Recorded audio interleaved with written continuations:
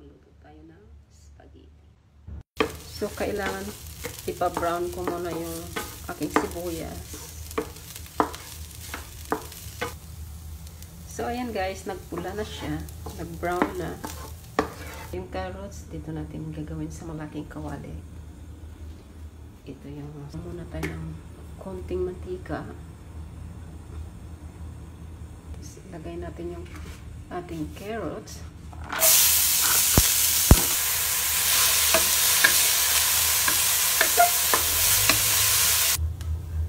So, ayan, nag-brown na siya.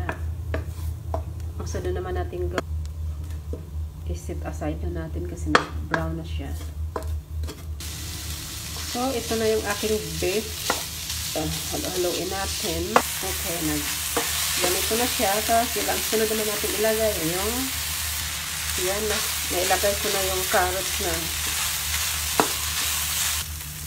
So, ito yung ginamit kong. So, ganyan na siya. Ang isa na natin ilagay ay ito. So, ayan na guys. Luto na yung aking spaghetti sauce. Bukas naman yung aking. So, ayan na siya guys. Naluto ng aking spaghetti sauce. Abangan bukas. Bye guys.